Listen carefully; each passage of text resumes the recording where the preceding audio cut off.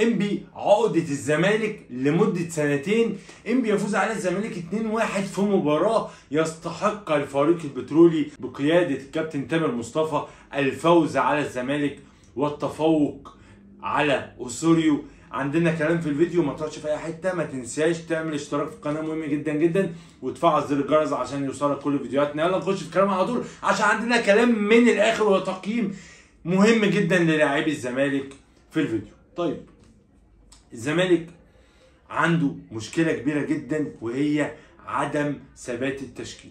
ماتش سموحه الزمالك كان بيلعب بثلاث مدافعين مكونين من فتوح وحمزه المسلوسي ومصطفى الزناري. امام انبي الزمالك بيلعب بثلاث مدافعين مختلفين تماما ما عدا حمزه المسلوسي وفتوح بيلعب في نص الملعب، وبيلعب بمحمود علاء وحمزه المسلوسي ومحمد عبد الغني اللي ادوا اداء كارثي جدا جدا جدا، اداء مخيب للامال لمدرب والجمهور الزمالك. اعتقد ان الزمالك مع عودة الونش في حاجة الى 2 مدافعين على الاقل. طيب، الزمالك بيلعب بثلاث مدافعين وفتوح في نص الملعب. الزمالك في ماتش سموحه كان بيلعب برو او دونجا في نص الملعب ومعاهم عمر جابر تقريبا. امبارح امام انبي الزمالك بيلعب بفتوح في نص الملعب وبيرجع باك شمال في الحاله الدفاعيه علشان يقفل على رفيق كابو، اللي لما فتوح بيسيبه ومحمود علاء بيروح معاه بيحصل مهازل وفروق في القدرات غير عاديه لصالح اللاعب التونسي. المسلوسي والواجبات الهجوميه على حساب الزناري. الزمالك لعب أوسوريو، لعب المسلوسي عشان بيزيد هجوميا كويس، هو اصلا باك. وبصراحه المسلوسي عمل شوط اول وشوط تاني القدرات الهجوميه مميزه وعمل عرضيات دواء، ولكن الزمالك بيلعب بدون مهاجم صريح، وده من اسباب عدم القدره الهجوميه والتسجيل السهل امام انبي، هي ان انت مريح انبي وبتلعب باوباما مهاجم وهمي، وطول الوقت اوباما خارج منطقه الجزاء ومدافعي انبي مستريحين. فتوح بيرجع باك شمال في الحاله الدفاعيه عشان رفيق كابو زي ما قلنا. اعتماد الزمالك على الكور الطويله. اول ربع ساعه شفت كوره طويله لشيكابالا ما قدرش يستلمها صح، شفت كوره طويله لزيزو ده كان كويس، ولكن يعني انا محتاج في الحته دي مهاجم عنده الحته دي اعلى، يعني مش عايز اقول انه اعلى من زيزو شيكابالا، ولكن دي شغلته. الجزيري لو موجود في الشوط الاول كان الزمالك قدر يستفيد منه عن طريق تسجيل اهداف. الزمالك هادي اول تلت ساعه بيهاجم بحرص. انبي فريق متعب، الزمالك بقاله سنتين ما كسبش انبي. انا بشوف انبي امام الاهلي حاجه تانية خالص. الاهلي بيسيطر ممكن يتعب الاهلي، ولكن الاهلي بيسجل. خدوها قاعده كده، او اي ماتش امام اي فريق دفاعي لازم تنزل تباغت وتسجل عشان الملعب يتفتح، عشان الخصم يندفع هجوميا، تقدر تستغل المساحات. طول ما النتيجه 0-0 او الخصم متفوق عليك، طول ما انت هتتعب طوال اللقاء، خصوصا ان انت ما عندكش اللاعب اللي بيسدد من مسافات بعيده زي امام عاشور لما كان موجود، ما عندكش اللاعب اللي بيلعب بدماغه كويس الشوط الاول. فده كله حاجات سلبيه في تشكيل الزمالك. رفيق كابو بيهرب من دفاع الزمالك في الدقيقه 19، انفراد لرفيق كابو وتألق محمد عواد. الانفرادات بتتلعب علينا في الماتشات اللي فاتت كلها، اتلعب علينا انفرادات صريحه بسبب الدفاع، والدفاع اللي انا من وجهه نظري اقل خطوط الزمالك هو خط الدفاع. انبي عمل 3 هجمات خطيره في 22 دقيقه، سجل منهم هدف. انبي عمل 3 هجمات في اول تلت ساعه، سجل من ال3 هجمات هدف. محمود علاء بيحلق، عمال يحلق اوفا، عمل كل حاجه بجسمه ولف بجسمه واستنى القادم من الخلف اللي بيسجل، بتخبط في احمد فتوح الهدف الاول في شباك الزمالك. الزمالك بيتعادل برمي التماس بتتلعب طويله من حمزه المسلوسي. محمود علاء بيلعبها بدماغه تقريبا. زيزو ضربه جزاء بيسجلها زيزو على يسار حارس مرمى انبي. هدف. كنت مستني الزمالك يسجل الهدف الثاني بعديها، ولكن الشوط الاول بيخلص 1-1. انبي بيلعب 5-3-2. اللعيبه واقفه صح، اللعيبه مركزه بتاعت انبي. برافو الكابتن تامر مصطفى. محمود علاء بيحلق بس مع الزمالك.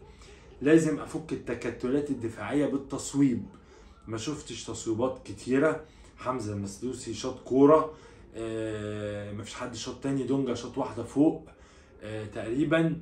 مصطفى شلبي شاط تسديده على جت في ظهر لاعب انبي. دي التسديدات بس الشوط الاول. محتاجين مهاجم صريح.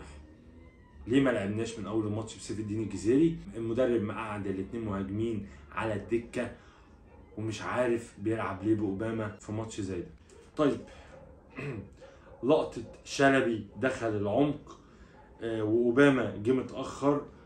مصطفى شلبي دخل في العمق ولعب كوره عرضيه، واوباما المهاجم الصريح الوهمي جه متاخر. الزمالك ليه في ماتش سموحه كنا بنلعب بثلاث مدافعين وغيرنا الثلاث مدافعين في ماتش انبي؟ سؤال لا يسأل عنه غير المدرب. الشوط الثاني ضغط من انبي قوي جدا. قدر ان هو يسجل هدف.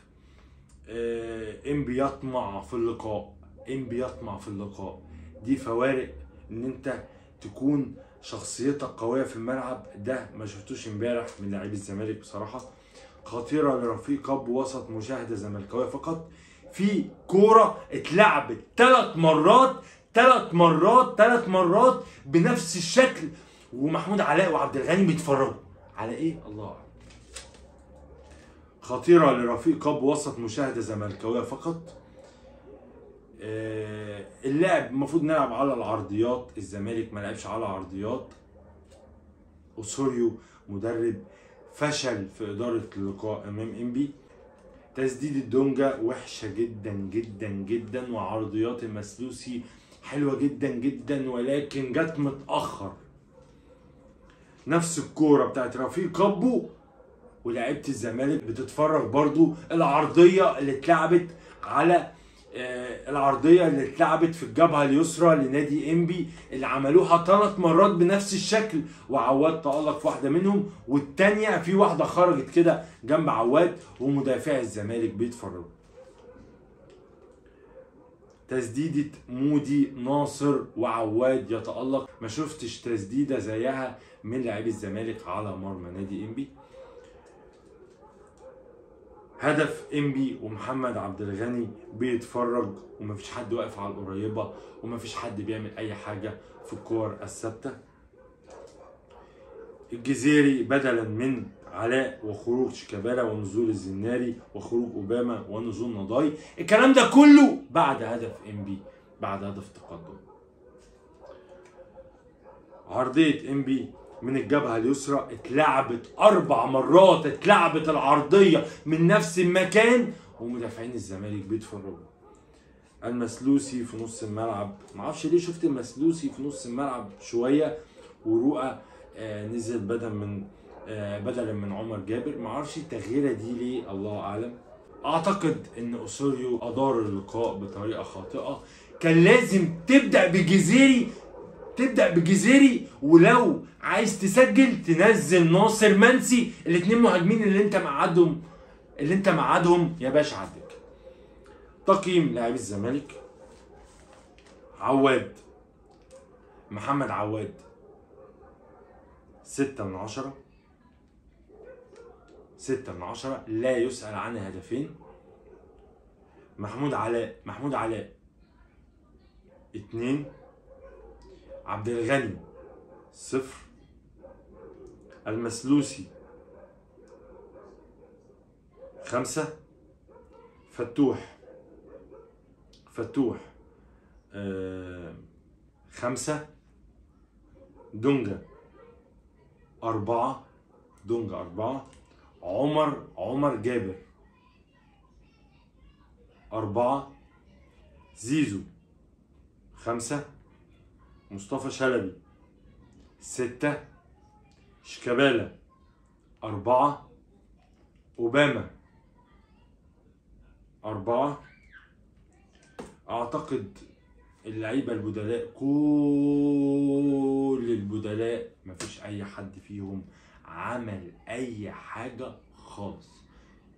قيمنا محمد عواد، محمود علاء، عبد الغني، مسلوسي، دونجا، فتوح، عمر جابر، مصطفى شلبي، زيزو، شيكابالا، اوباما.